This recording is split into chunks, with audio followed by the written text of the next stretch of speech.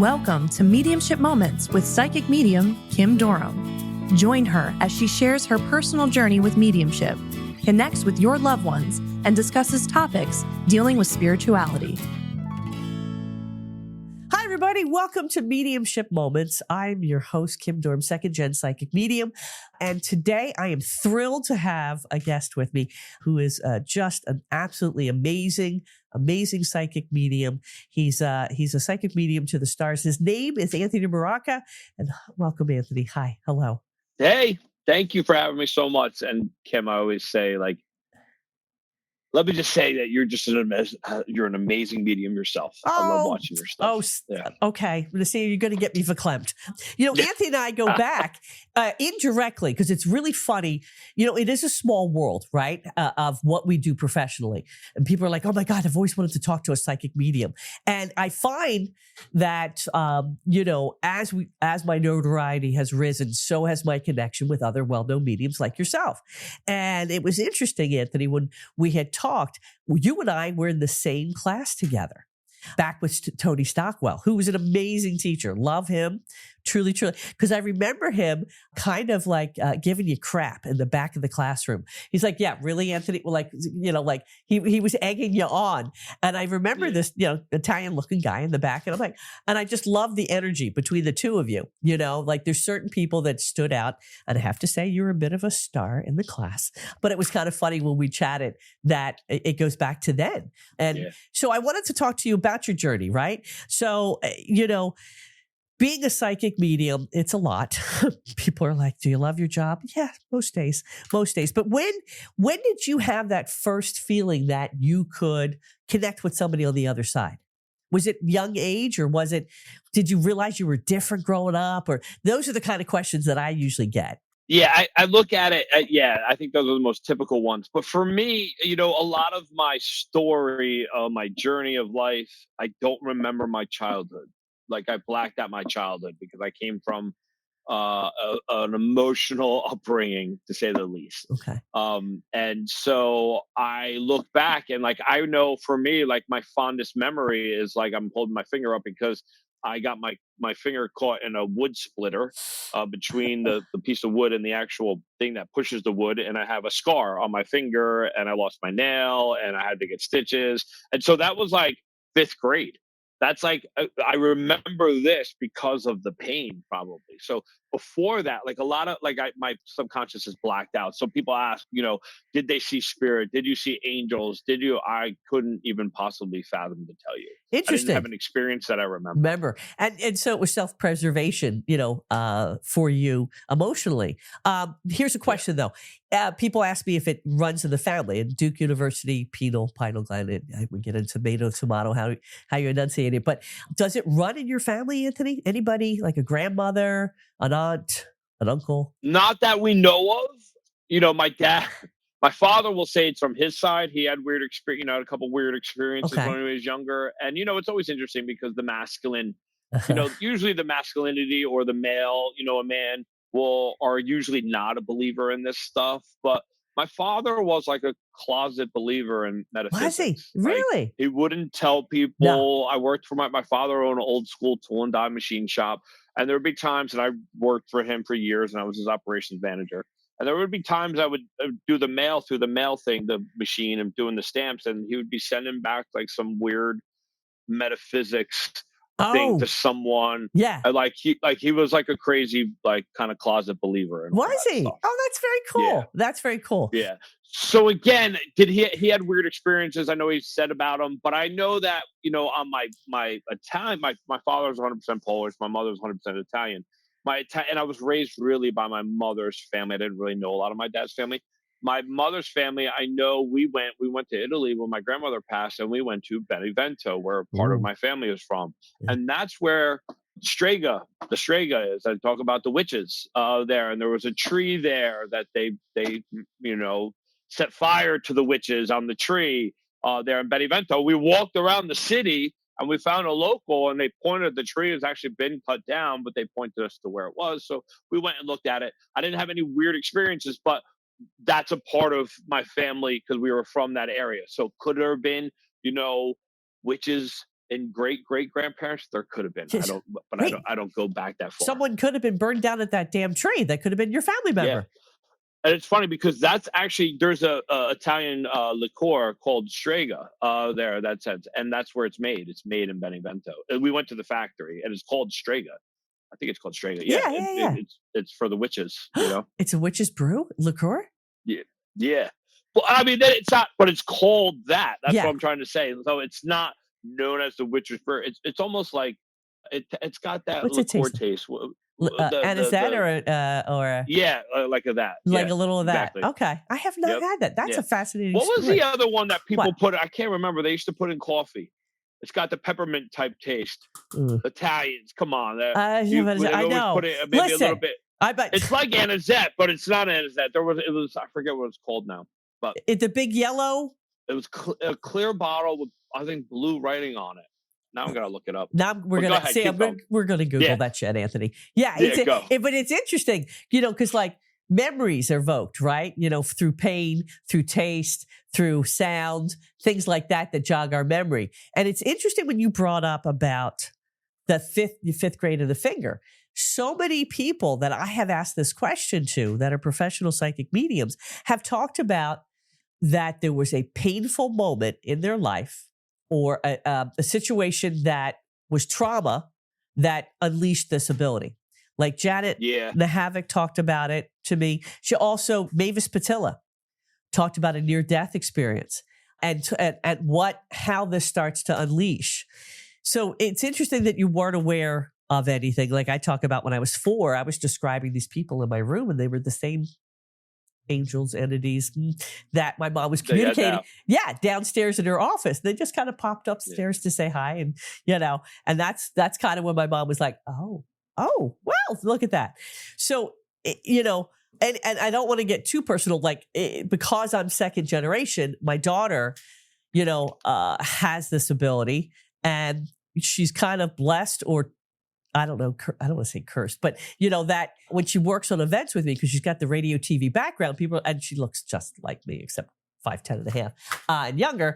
I was like, do you have the, and they start to ask. And I tease she's an MIT medium in training and taking classes with some mediums to just hone her skills. Do you think that this ability can be passed along to any of your children? And would you want them to take over the baton at some point? I mean, definitely. I definitely think it could be passed on. You know what I mean? I think that, but here's the other thing too. I don't think that just because you're in the family means that you have it. Does that make sense? So meaning other siblings, like let's say I have 3 brothers and sisters, right? Okay. That are all real brothers and sisters, right? Not step or whatever. I don't know if all 3 get it, like type of thing, but I believe it could be passed down in some way. You understand what I'm saying? So meaning I believe, because let's take my children. I have 3 children, right? I believe my 2 children, my first 2, Neil and Phoenix, who are 12 and 10, those were my first 2, are extremely sensitive. Yeah. Extremely sensitive. And it's funny because I remember before pre-COVID, I think it was probably 2018, 2019, I went to a John Edward event. My wife got tickets and we went and I got a reading. And, how cool is that? Sure enough, it was great. It was great. I know, if you know how John works though too, at his events now, it's like you got to raise your hand for a question. So I had a question there, and I had a good question to ask. But that question instead, he just went right into a reading with me when he got pulled to me. So, really? And the reason why I'm saying this is because again, he told me my son Phoenix sees dead people, and I'm thinking, I'm a medium too. Why are you not saying that to me? There, Just but at that time, we already knew because Phoenix had said when we first moved to this house, I mean, Phoenix was probably only, he was really young when we moved here, but he was probably around 2.5, 3 years old at the time. And he pointed over near our pool and said, there's a man standing there with all blue on. My wife's father has passed and he was a postman. So postmans wear all blue. So we figured I didn't go and do my thing. I think Lauren was telling me the story because I wasn't there at the time. Actually, I think I was at work, and we figured that he was seeing his grandfather, my father-in-law. Which then, a little after, years later, we go to John Edward and he's telling me, your son sees dead people, and we're like, well, yeah, because that resonates because we know that's already happened, type of a thing. Oh, that's so. I do believe that my kids have it. If they use it, I would be happy to, for them to continue on with it. But also to, it's their life. They have their Yeah, own free right. will. If That's they what they take want that to do. tool with them, you've touched upon a couple of things I wanted to circle back on. First off, it's tough to have a sensitive kid. They wear their heart on the outside of their chest. Yes. And my daughter, Aubrey, is just so empathic. And it's like sometimes, and I've taught her how to protect herself, but, still, she's just been that kid that has just been so worried about other people and just to make sure somebody's comfortable. And, she's the first kid to go help somebody who fell down on the playground. It's like she's just that kind of kid.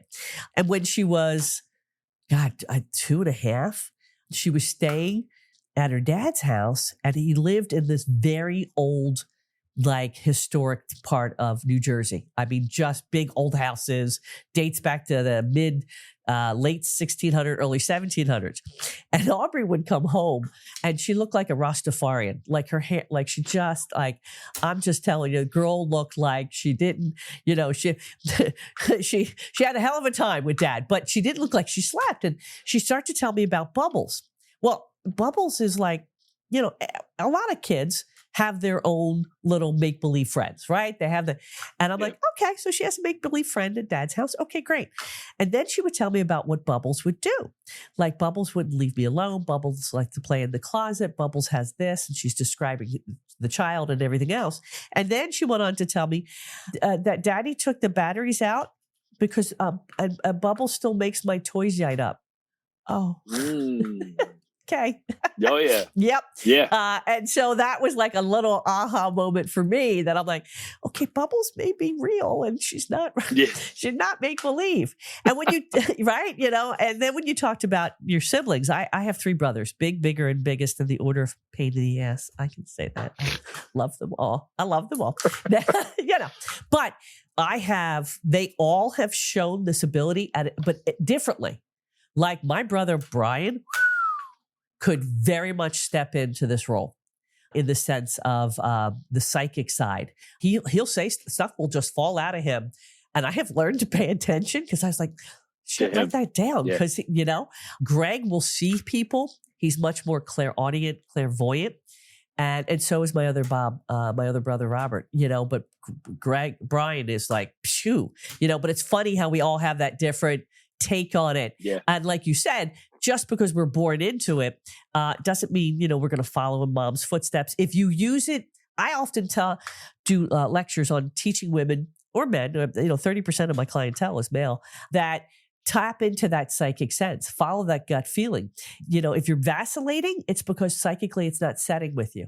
Make a decision, sit with it, feel how your gut feels. And if you're no longer, and you have that feeling of calm come over you, then it's the right path for you to take. Now, I had a question on the professional side. Like, there's a difference. Some of us work platform, which is the old school, mediumship, spiritualism, and then we have, is there a difference in how you like to work? The one-on-one or the group setting, or platform. I like platform. I think it's actually probably my strong point. Okay. In my work. Do I like doing one-on-ones? I do. I just know it's like there's something about the energy when I step on stage and really when spirit kind of takes over. And I don't mean that in a weird, paranormal, like take over my body way. No, I'm not talking about that. I do believe I'm in an altered state, which is trance. It's just not some weird trance that I'm not aware of what's happening there in that sense. It's a light meditative.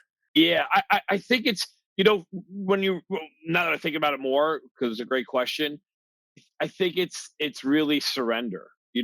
I surrender myself whole beingly at that moment when you're stepping on stage, whether there's 50 people or 1,000 people there. It's like at that moment, Anthony's gone.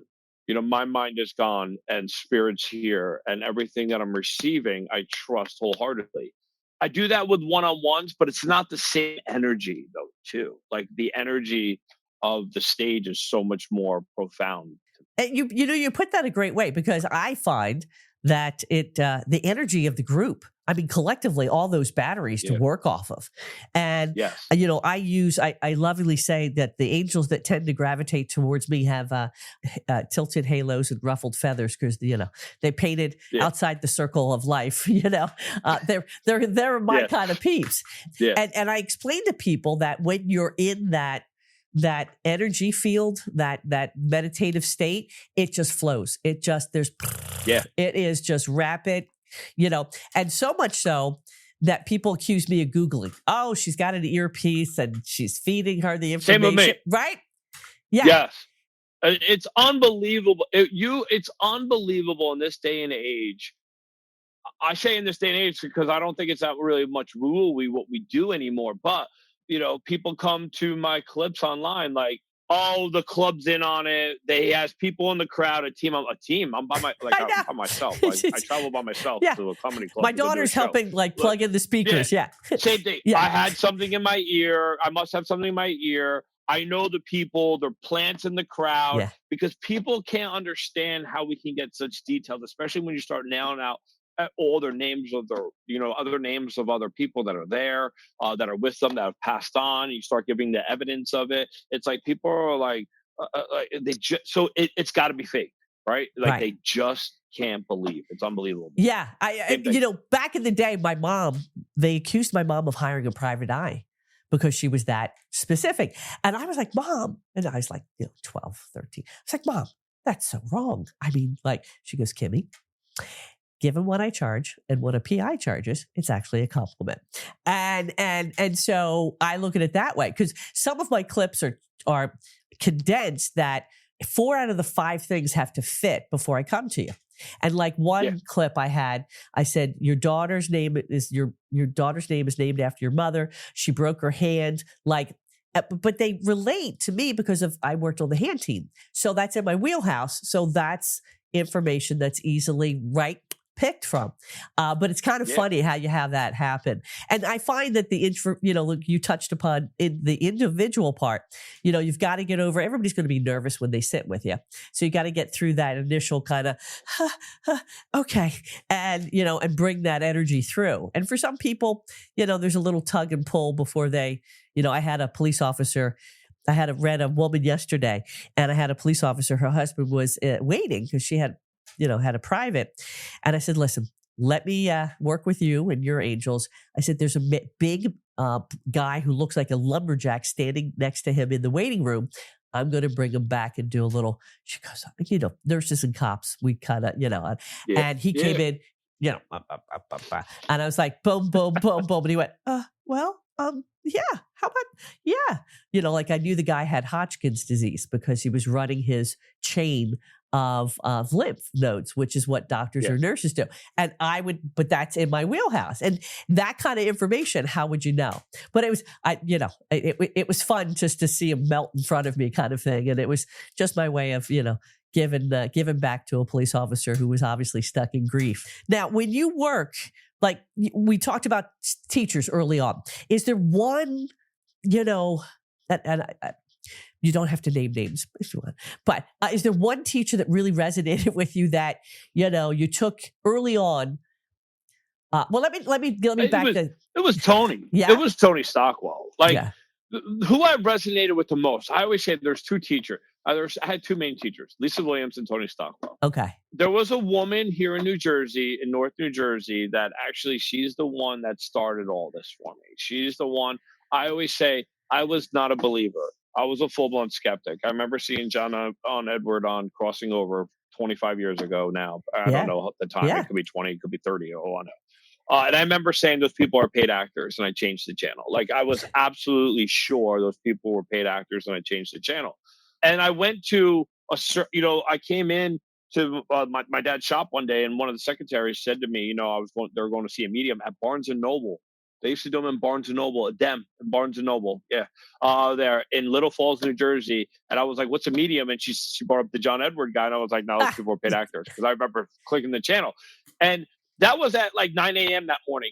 She left at 4:30. By 4 o'clock, I remember walking back into the office saying, "Are you still going?" And she said, "Yes." And I said, "Save me a seat." Like my mind changed somehow, right? And I know how now. I think it was spirit, and I went that night, and sure enough, it was in Barnes and Noble. There were seats in the section of Barnes and Noble that they set up, and she did a gallery reading. And I was the second person she called, and she made me stand up. And she said things to me, and I was like, she brought up like, I was like crazy. I was in my 20s at the time.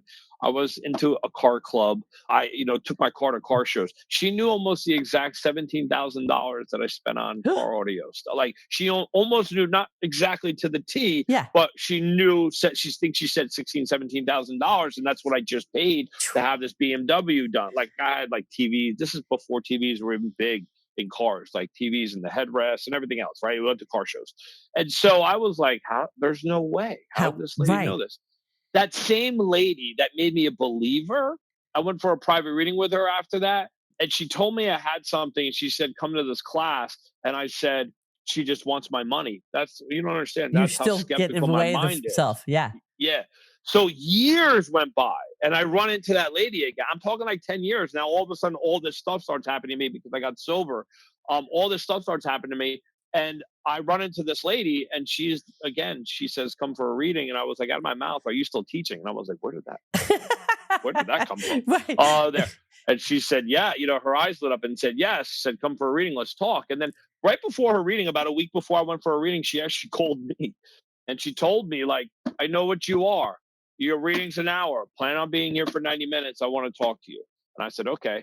And sure enough, when we were done my reading, she said, I'm here to help you. And I go, what do you mean? Yeah. And she said, I want to help. And I go, well, what do you mean? And she goes, no, they're telling me to help you. I go, with what? She's like, you're a medium. Like you're going to have starting these weird experiences. And I was like, how much is this going to cost me? Right, exactly. For that extra, look at you.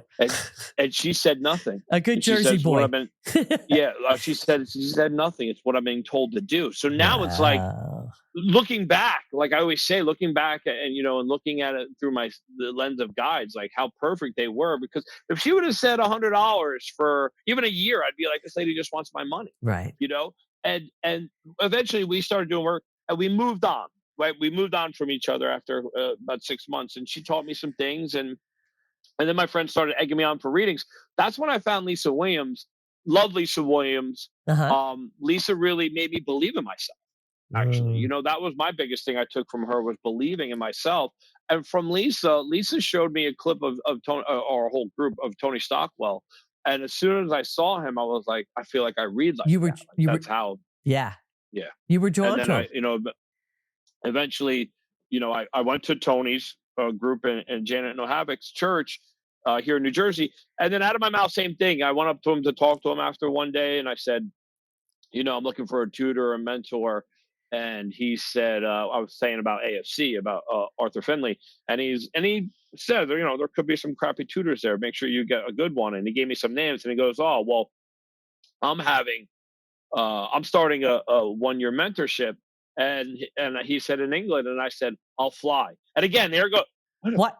Where did that come from? The man who didn't want to spend $100 for that extra half for a year, right, is going to fly to England now. And now I'm calling my wife when we leave because he's by the way, honey, if you'll fly, there's one spot left. Here's my, here's my call Stu or email Stu. When you leave here, tell him I just spoke to you and you want the spot. And I was like, okay. So I leave there and I call my wife, who we just had our first baby. I believe our second, I think she's pregnant with Phoenix at the time there. And I'm telling her that, I'm going to go to England probably 11 times and fly there. And she was like, do you know how much it is to fly there? Yeah. And we're saving for a home. We're in a condo, a 2-bedroom. I'm in a 2-bedroom condo. We have one baby here. Mila's maybe a year old or something now, and she's pregnant with Phoenix. And I'm going to take off to England 11 times in a year and be able to afford it. Right? Wow. Still working for my father. And I got home and I was like, I'll figure it out. I got to do this, and I did. And I, not to take more time of the story. It was so crazy, I love it, because we were talking about this a little before. All of a sudden, I go, I don't know. I'll figure it out. I'll do more readings. I'll bring in more of the income on the second side. The second income was really my readings at the time. I was working for my father on a salary there, and it was his operations manager. So I was like, I'll figure it out. I'll do more readings. We'll figure this out. When I did see the price of cost of the flight, it was $1,000 there, round trip. So I'm thinking, holy cow, this is going to be really expensive. So I put it out there. All right, I'm going to do more readings, this and that. 2 weeks later, what happened? My father owns 2 machine shops. He bought another one in this process, not right then, but another one in the past year or two of that time. And he hands me a check on a Friday. What? A check from the other company for $2,000.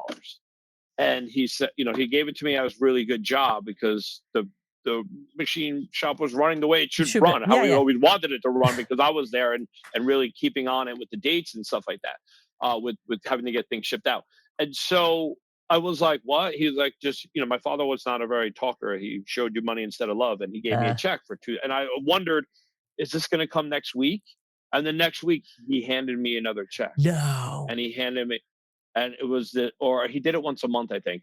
That's what it was. It was once a month. And then I counted it out as he started I didn't ask him if you were going to give him I was like, it's exactly the amount of money that I need to go. Not only for airfare, but the hotels and trains. I took 3 trains from Heathrow to get to Tony's. Yeah, because he's not quite, he's on the outskirts. Yeah, he's not right there. Yeah. So it was like, same thing. It was like spirit was involved. The universe was involved. It was like my angels were involved. Like, this is what you're supposed to do. Wow. So I love that story. That. I mean, that is. And Tony, I always say Tony to me, like, Tony, I was so evidential, meaning like Lisa Williams, I remember sharing the stage with her and she called me too evidential there. And I was like, what? There. Because I was just rifling off evidence, right? Like, of how they passed. And Tony and he was going through his change at the time that I flew to England. There was 18 of us there in this little studio that he had there. And he was going through his change of what does he see of our world now? And so that there's so much more than just very traditional evidence. So he broke me out of the mold. He would be, Anthony, evidence is great. What do they want to say? You know what I mean? Like, he was like, what do they want to say? And that's what opened me up to so much more, especially if what do they see of our world now, which I know you do. And I think we both do. And I think it's huge because it's literally things that they just talked about on the way to events. There's things that they just moved or bought or did, or, you know what I mean, with their loved ones' stuff. It's like that after you give the traditional evidence of who they are, how they passed, it's like they'll bring up things that people just did, things that they just bought, memories that were had. And I think those are such a huge piece, because that's when you go, wait, there's no way. How do you know I was just talking to Renee? I was texting her. As mom says, you were just talking to Renee. You were texting her on the way here. Like, yeah. How do you know? Those are the things that Tony got me to break out of just traditional evidence to there's so much more that they want to say, which then made me believe. Like, I started looking at it for me. If I pass away and God forbid, knock on wood, my daughter Mila is now 21. She gets to the amazing Kim Durham, and you're the medium. I expect you from the other side. I don't care. Oh, he's balding, tattoos, blue eyes. He was great. That's all great stuff needed. But tell my daughter I saw her fail her driver's license test the first time. I was the one there that was there to help her on the second time. Tell my daughter I know that she graduated college and it was a year early. There, I'm so proud of her. Thank you. Like, I don't want to talk about my tattoos, my eye color, my hair. There's so much more, and that's what really. You bring, and I think, it's that's the healing part, right? That the message that they're still a part of our life, that they were, like I had a dad come forward as soon as you were saying this, and he kept showing his belly button, and he was doing weird shit with his belly button. Well, here, that was something between him and his daughter, that they had that special link, that dad would do all this weird faces and stuff with his belly button. And like, how can you Google that stuff? Like like that's the stuff that resonated. And that's where I loved Tony too. I still do. I mean, in the sense that, and I'll just say this, and I'm not trying to, everybody has a way they work. And if that works for them, I am not judging. Like, more power to you. But this is where I got my ass in trouble with Mavis Patilla. well, I'm that kind of girl. I was up on stage doing platform. And like you and I talked, like I gravitated to platform. Like I was supposed to do that. Like it was just, it came so easy to me, where my other colleagues are like, I can't, what are we doing? We're getting up there. Like the first time I got up on platform, I was up at Omega studying with James Van Praagh. Now, he had 300 people in his class from all over the world. And I remember sitting next to this tall Danish woman. I'll just call her Inga. She was like 6'4". And he was looking for volunteers. I swear to God. He was looking for volunteers to come on stage. I'm like 7 rows back. He's not going to see me next to Inga. I put my hand up like this because I had shoulder surgery. So girl couldn't do that yet. And he pointed right to me in the periwinkle. I had like this. He goes, I go, not me? I go up on stage and I'm giving him evidence, right? Bum, bum, bum, bum. Like there was a father, St. Louis. He showed me the arch. He talked about the construction on the back that he started that he couldn't finish. And he lights up his grandson's toy, like the toy train. I'm giving all this. James turns around and goes, well, you're fucking amazing like that. It was just, and here I am studying, right? But when I did that with Mavis and connected, instead of the who, what, where, and when, the spiritualist church of this is how we work, right? I had a grandfather come through who was a surgeon, and he showed me the mask and he showed me the old operating room. Well, I used to fix broken bones and broken hearts back in the day. And I start connecting with him, and I said that, and Mavis, man, cut me. I was like the sacrificial lamb up on stage. Cut me right at the knees. We do not do that here. We do not bum, bum, bum. And that's the thing. Like you've got to find a teacher that resonates with your energy and style or your personality, right? Because the personality to me has to shine through. And it's not about me. Yes, I am a messenger, but it's some things just don't work for some people, but it's funny too when you think, and I never thought about that, because if you look at it in that sense too, like Tony to me is extremely funny when he demonstrates, right? He has that sense of humor, which I don't think I am, but it's always funny to me because, like I said, when I go on stage, it's like the switch is turned on. Like people come up to me and say after how funny I am. Like they've asked, like my wife used to be a huge part of helping me and coming to and checking people in. Sure. And people used to go up to her after, like, oh my God, he's so funny. Is he just funny at home? And my wife would be like, no. Because it like there's something. Maybe what and I agree with her. I agree with her. Like I'm not that fun. Like I don't sit around and make jokes like that. But like when I'm on stage, I don't know. It's like so I could see that like there's a resonation. I never really realized it then either. I just looked at it from the sense of how Tony was receiving his information. Okay. I knew that's why I resonated from it, that his readings were just like mine type of thing. And through the process, when I was mentored I did a mentorship with him for a year and I flew back and forth to England. We talked about that. Like he had said, like there's only one other person that he was a woman in Australia or something like that, where we're all very similar of how we receive information. But I think now looking at it, I think I resonated with his humor too, because from the stage, again, it's not all serious. Doom you know and gloom. I mean? It's I think on the other side, they're funny. I think on the other side, there's a sense of humor to them. I think that there's a playfulness with them there too as well. Now, don't get me wrong, as an evidential medium, as both we are, we have to bring through that side of them of who they were when they were alive. But I don't necessarily think that they're still like that there. So like, as a medium, we have to bring, if a man was alcoholic, he was a jerk, and he was disrespectful to people, you know what I mean? Then I have to bring that through from the other side, because that's who he was. Because if I said your dad's a loving man, but he was the alcoholic, you'd be like, that's not my dad. But after I give the evidence, I don't think that that's the same person in the spirit world anymore. I think that that's the role that they played here. And I think that the soul remembers that role. But I also think they want to be fun. I don't think that the guy's still an alcoholic that's mean and a jerk on the other side. I think that he's learned his lesson. Yeah. He's been through healing in some way.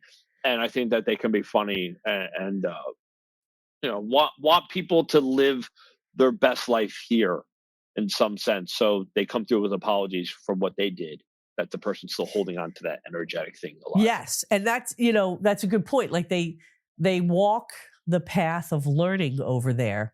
and get to see what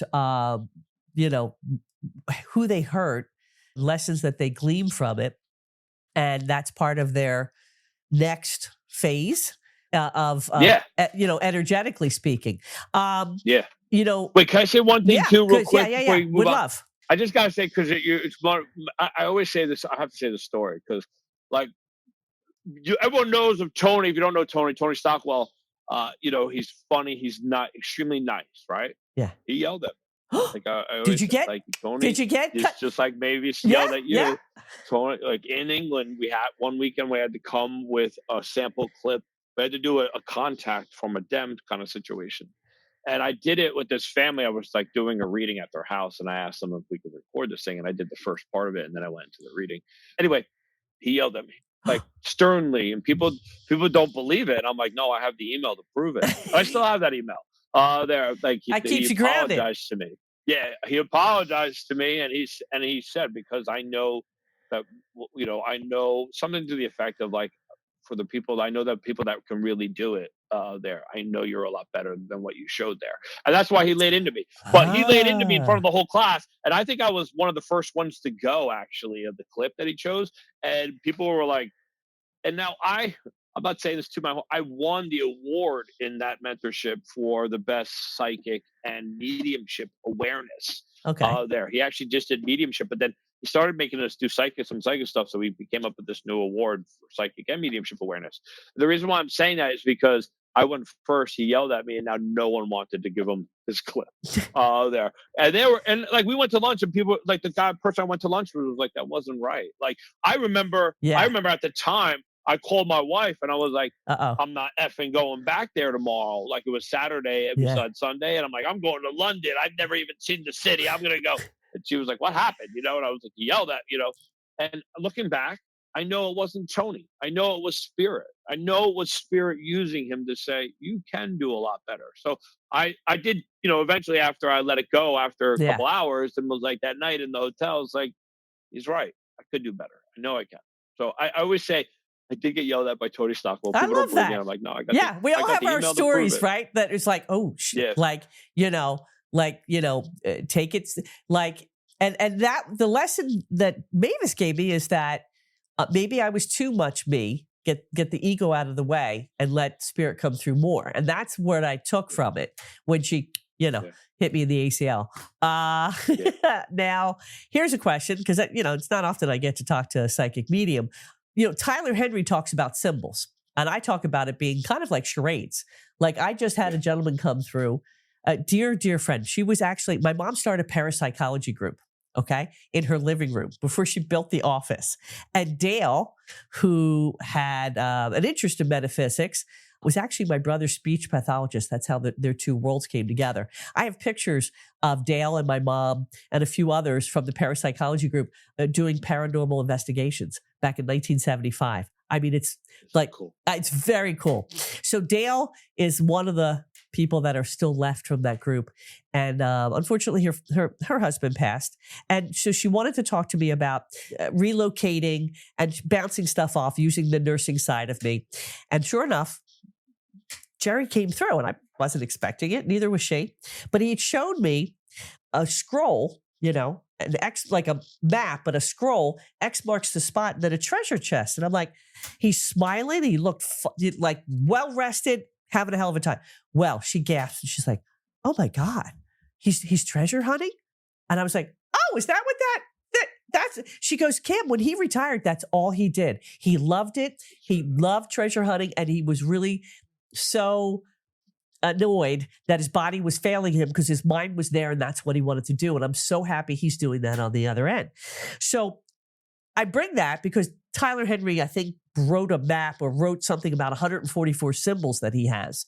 Do you have symbols that connect in some way, that are funny or, make you pass along a message? Is there anything that you see or feel?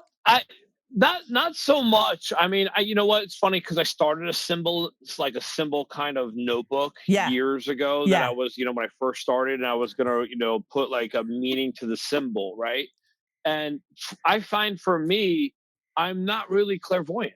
So I don't see the symbols. I may feel it or know it, but my information comes through faster when I'm not seeing a symbol and it's coming directly just to a clear knowing. So in that sense, so it's more of a clairsentient or claircognizance. It's just a clear knowing. I do say this, and again, I'm not here to go against what everyone else is saying. When I teach mediums, especially clairvoyants, eventually I always say, like, it could start as a symbol. Like, I'm going to use a beach ball, right? Beach ball would be summertime or potentially having fun, right? There in that sense, if I'm thinking of a beach ball. But eventually that beach ball, you're not going to see the beach ball. It's just going to become a no, because it's faster, because eventually your system takes on more of, like, it's just become, what the beach ball is. After you've seen the beach ball so many times, it becomes a clear cognizance thing. It's just a clear knowing, like beach ball means summer, so you're just going to say summer instead of seeing the beach. It's kind of cutting out the middleman. If you understand that. Because I've always said it from the other perspective. Like, I don't think spirit sits here and like, this one's clairvoyant, let's just show him this one. Hey, this one's clairaudient. I think that it comes into our subconscious or our nervous system, and then our body does what it should supposed to do by what we are prone to. So if we are more clairvoyant, you're going to see the image. If you're more clairaudient, you may hear the word. You see what I'm saying? I do. My predominantly are clairaudient and clairsentient. Yeah. See, because of my photography background, so you're visual. Yeah, totally visual. And I think that our backgrounds do have something to do with it, like, because you're more of a visual artistry type of a person, right? I think of photography in a form of visual artistry in some way, right? It's a form of art, but it's visual, right? There, where if you ask me, I remember trying to sit there early on and try to put on earphones, and I tried to do YouTube, meet your spirit guy, and you go up the steps, and and as you open the door, there stand, and I was like, what I see black. That's it. I can't even do the imagination, but I just see black. So those didn't work for me, those kind of visual type of things. But Gordon Smith's in Intuitive Studies, he talked about getting your calling card from your guide, and it being, sometimes it's just a feeling on the body. So I sat in meditation for a year and did that. I didn't sit for meditation for a year. I sat once a week in meditation for 20 minutes, and came and over the course of a year, I figured out what my calling sign is from my guide. And it's a energetic kind of, you ever have a muscle twitch? Yes. Like, it literally happens on my, near my bicep. Yeah. And it's like, I feel it's like when their energy goes close, it's like their energy is messing with my energy. So that's how I know that's my guide. So it wasn't a visual thing for me. It became more of a feeling, which again, I'm more clairsentient. You see what I'm saying? So of course it's going to be a feeling in some way. So we all work differently. That's the beautiful thing of it too. Yeah, it is. And it's fun for me. It's kind of like research and development when I watch other mediums work. I just, for the sheer joy of it, love to see, other people work. And it's just, it's just fun. It's just fun to see, because we all come from a different place on how to work. So do you have any funny stories you want to, I was going to end with, I'll get to the mediumship moment, but is there any... a funny story. I will say a funny story. Actually, it's a story of non-believer. Oh, perfect. So you were talking about relatives earlier, about like the sibling thing, about passed down. And my oldest sister, Jeanette. Now, again, my older sisters are same mom, different fathers. But in my book, we're sisters. Like, we don't bonus siblings, right? I call them. Yeah, we're just brother and sister. That's how we look at it. But my older sister, Jeanette, wasn't a huge believer in this kind of stuff, right?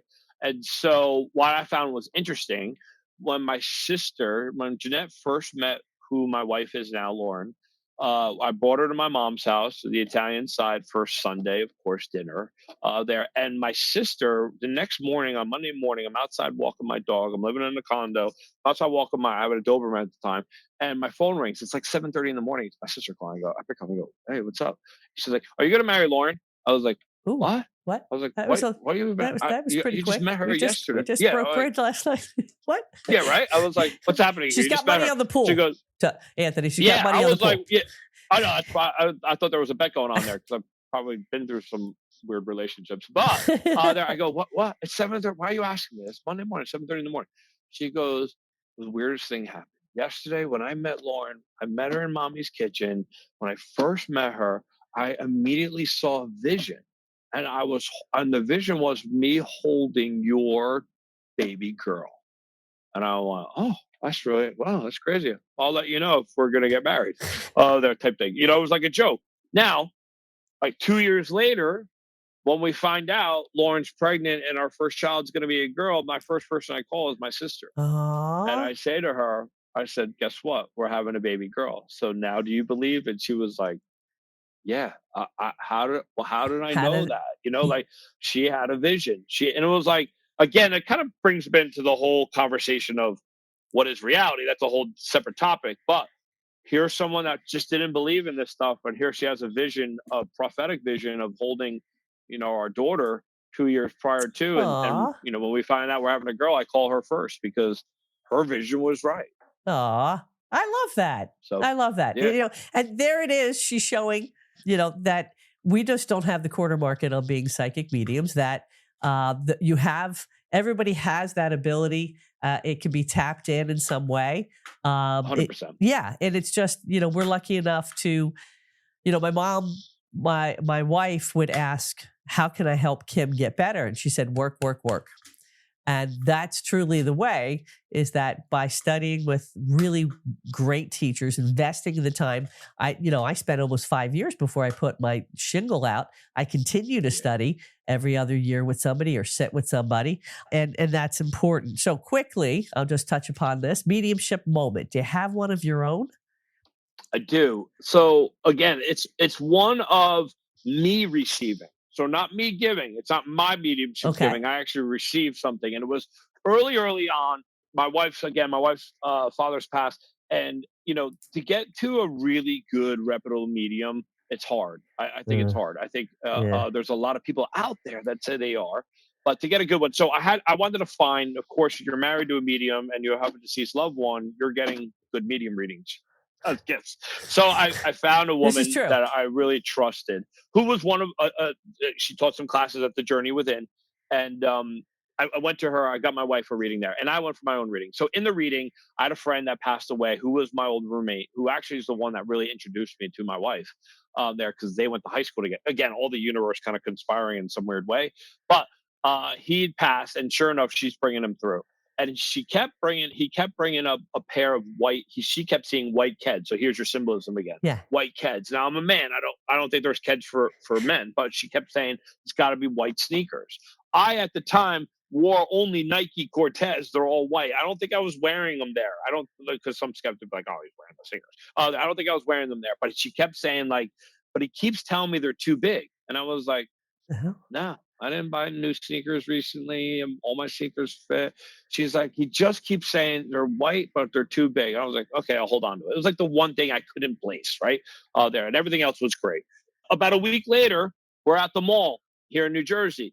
We're walking the baby around. We're meeting my mom and my sister for lunch at the Garden State Plaza. And sure enough, I walk in and go to the store to get sneakers. I go in. I wear 10. They only have 10 and a half. I buy the sneak. They bring them out. I try them on. I go, I'm going to walk. No, these fit. These are good. I'm going to wear them. I put the old sneakers in the thing, and I walk out wearing my sneakers. I walk around the mall with them. We get home. We walk into the condo, and as soon as I walk in the door, I say to Lauren, I go, you know what? I think I have to return these sneakers. They're too big. And I go, oh my God. And Lauren looks at me like, I go, white sneakers too big. That's what she said. And so that moment, I knew that my friend, who knew that I was a medium, like before he passed away, I was already developing. He lived with me for some time. He thought it was like the coolest thing. He would come with me sometimes to my lesson type thing when I met that woman there, and she knew him. But I knew he was trying to teach me, and I believe he was teaching me that they do see a timeline forward. Yes. So they see things that are coming down our path. They see things that are happening already before they happen type thing. Absolutely. And I knew, his name was Jay. I knew Jay was trying to show me that they could see what's coming down the pike from that experience. So that was like a aha moment for me. Yeah. Oh, I love that. And then I used that in my own work again, because sometimes it's like it hasn't happened, it hasn't been placed yet. But I usually say if it hasn't happened yet, it's usually within the next week or two. And then I get those emails, like, oh my Right. God. And they'll send a picture of what happened Yeah. or whatever it is. Like, I thought you were nuts. I tell people, call me crazy now, email me later. Exactly. And I get the emails. Oh, I love that mediumship moment, Anthony. Thank you for sharing that. Is there anything, you're on tour? Where are you off to next? California next weekend. I think it's next weekend. I think I leave Wednesday. So California in San Francisco area. So Pleasanton, California, which is right outside of Oakland. Okay. Brentwood, California, 2 shows there. Actually, I'm in San Francisco. I'm actually at a spiritualist church there. Celebrate Life. There's spiritualist church in San Francisco. Then I go to Pleasanton, then Brentwood shows. And then I'm back. I have a New Jersey and New York show, I think, too. Okay. So how can we find out all these events? AnthonyMrocka.com. I wish for my last name right. Mrocka. He said it. AnthonyMrocka.com shows it. Yeah. Or on Instagram. Follow me on Instagram. Any of those or social media. Any of the social media. Find that stuff. Anthony, I can't thank you enough. I mean, truly, you're an amazing person. You're just a delight. And to take this time to be on my Mediumship Moments podcast, I really appreciate it. I look forward to talking with you. Who knows? Let's make Hell Freeze over and work together sometime soon. That'd be fun too.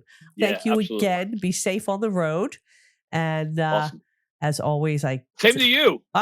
You're not touring. I just keep feeling that. Is there a tour coming up? Yeah. Well, I've been in. I know you already said you're leaving tomorrow. I'm not talking about that. I'm talking about. I feel like you're doing something. There's some things coming up right in a row. Yes, I sometime in the fall. I feel like they're from your lips to my God's ears. But between trying to fix that, finish the book that has turned into War and Peace and doing the tour, I really feel like that's coming late fall, early next year. So I'm looking forward to that.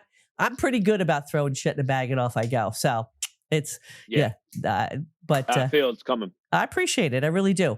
Stay well, be well. Thank you so much. Keep chatting with your angels, everybody.